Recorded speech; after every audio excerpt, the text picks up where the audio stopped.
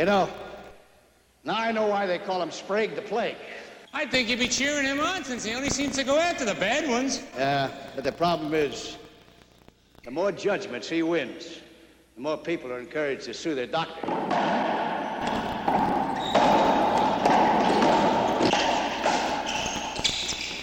Oh, nice. I've had it.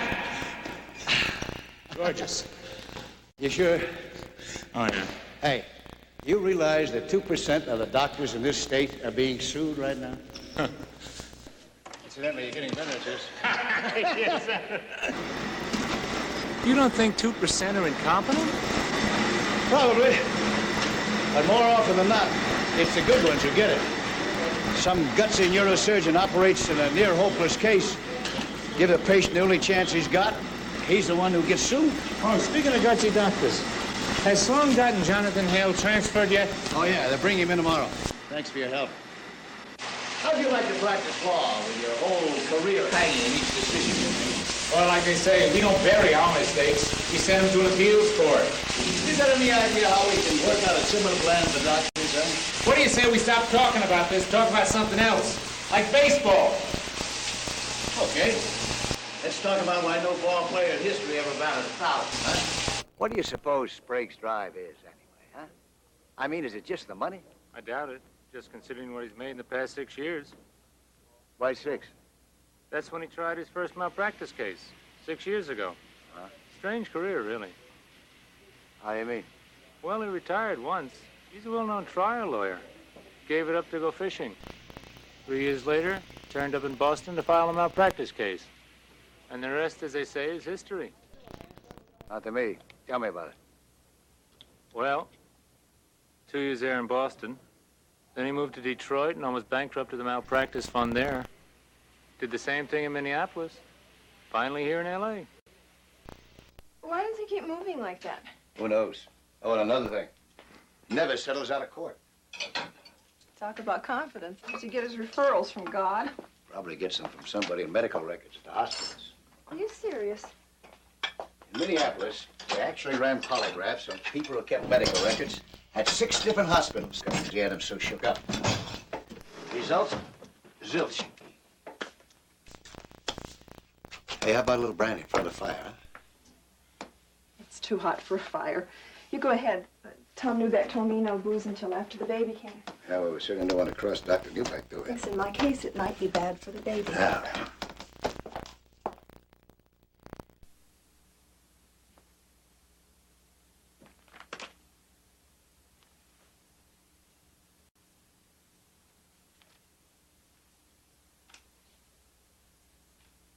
Are we close to a fight?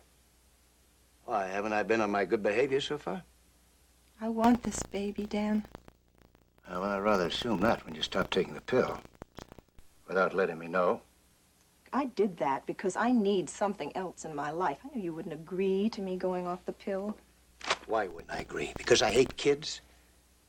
You don't suppose it had anything to do with the fact that you almost died the last time you were pregnant? There's no reason to assume that's going to happen again. After 3 miscarriages, why wouldn't it happen again? Because I am taking no chances at all this time. Oh, yeah, you're telling me. That's why you kicked me out of the house, wasn't it? Because you wanted to relieve the pressure on yourself? Isn't that what you said? I did not kick you out of the house. Well, let's have your version of it then, huh? We needed a separation. Our marriage wasn't working. Well, why? Why wasn't it working? If I knew that, don't you think I would have fixed it?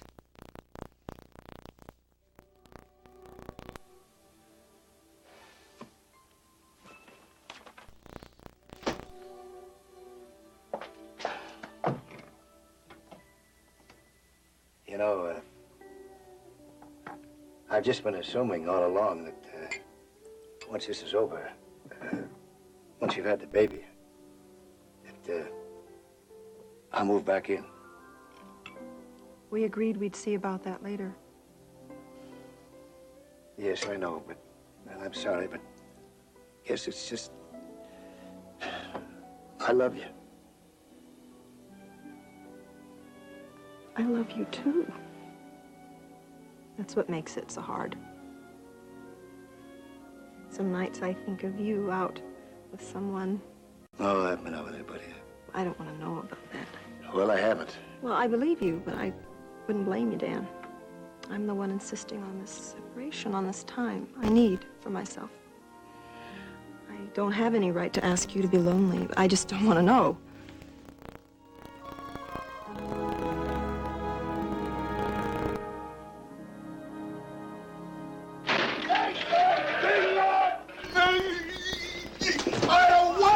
Take your cardiac. I want a drink. Fella, your head. All I want is a drink. Hey, stop. Come on. Okay. What's going on here, Doctor? He was arrested on a drunken disorderly, sir, and on the way to jail, he complained of pains in his chest, so the officer brought him here. All I want is a drink. Yeah, well, ask the judge for one, okay? He won't hold still for any KG. Thanks anyway, Doctor. You seem to be having a pleasant evening, Doctor. Routine, Dr. Lasser. Just routine.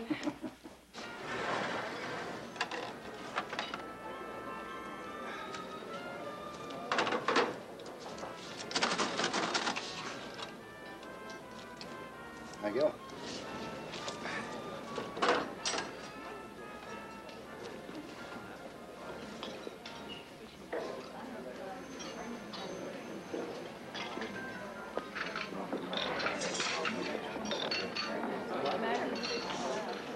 Mine? No, please.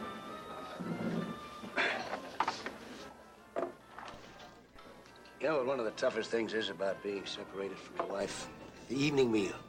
Eating all alone, by yourself. And I say that with full realization that my wife is probably one of the world's most atrocious cooks. We finished the test on Jonathan Hale. Oh? And? On the button. Low pressure hydrocephalus.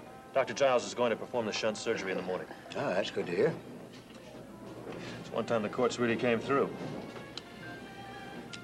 I hear you didn't have too much luck in the DeBron case. No, but after what came out in court, I must say that I'm not very unhappy about the verdict. That Sprague, he's some kind of lawyer. Yeah, I hear his next one is really dynamite. Oh, who's he after now? A fellow by the name of Carl Gorman practices over at Bradford General. You know him? No, I don't think so. What's the rap? Well, I heard it from one of the guys on the staff over there. Gorman did a hysterectomy. The patient died, tetracycline poisoning. Tetracycline? How? Apparently, Gorman ordered her on 4 grams a day. 4 grams? That'd drop an elephant. That's not the whole story. There's more? Her husband had a coronary at the funeral and dropped dead on the spot. 1 week later, their 17-year-old son tried to commit suicide. Wow, that's a case, all right. The boy survived, but he spent 5 months in a psychiatric ward. Sprague is suing for him, I guess. Sure doesn't sound like this one's going to spoil his record, does it? Do you want to hear more? Putting me on. The Bradford Conduct and Review Committee let Carl Gorman off with a reprimand. So Sprague is suing everybody.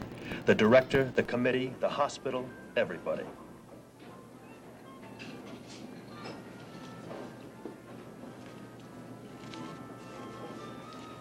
That has implications.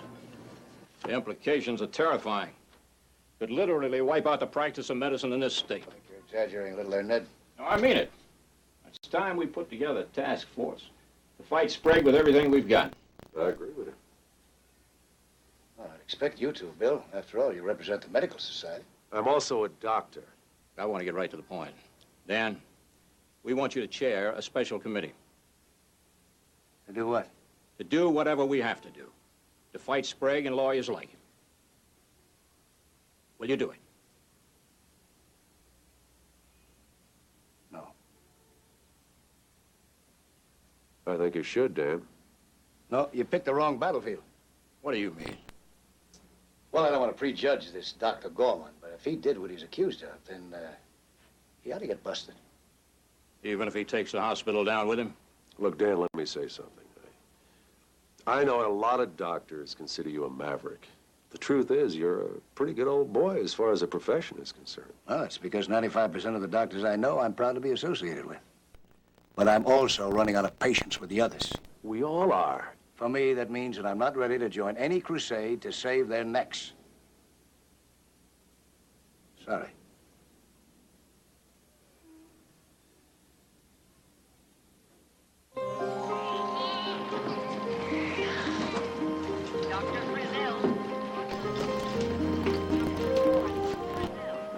Good morning. What do we have here? I think it's a heart attack, Doctor. How did it happen that you brought him in? He was in jail. He's supposed to get out today. They brought him his breakfast up this morning, and all of a sudden he grabs his chest and collapses. We'll need an EKG.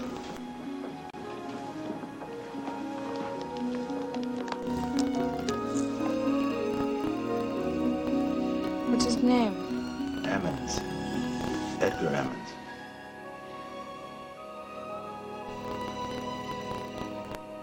I don't think I remember anybody by the name of Edgar Emmons. This is all processed junk, but this isn't too bad. That's a pretty good sandwich. Ham? Ham and cheese? Yeah. I'll take that. How about, what are you drinking? Oh, you I got your got milk? my- got my milk, I got huh? my juice. Okay. Let me get it. Oh, okay. No, I got it. Well, as long as you got your money out. Anytime. I would have got more if I knew this was going to happen. You got it? Need some more? So what's this about Emmons? I mean, why do you ask?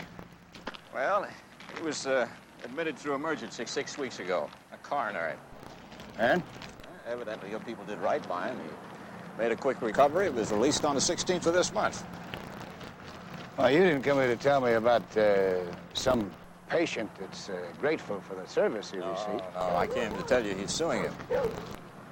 Me, personally? Yeah. Apparently, he had been brought in a few days earlier by a policeman. He was drunk, claimed he was having chest pains. Oh, yeah. I remember the character. Oh, he was bombed out of his mind, running around looking for more booze.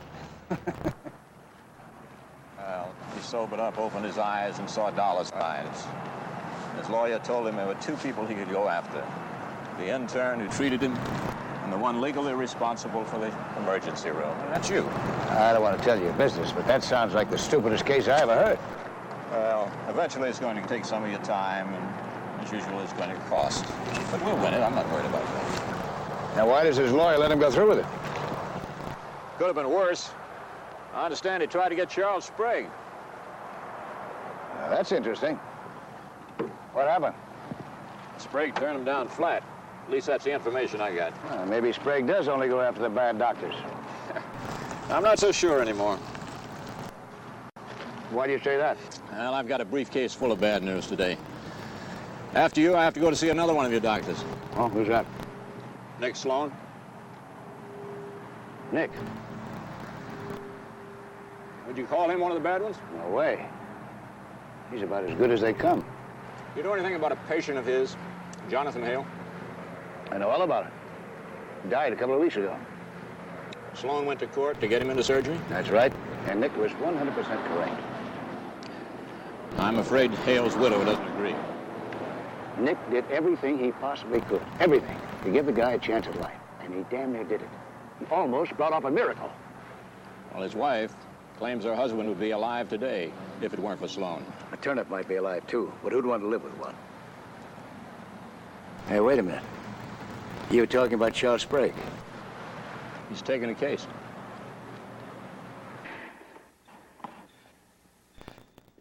Just doesn't make sense this time.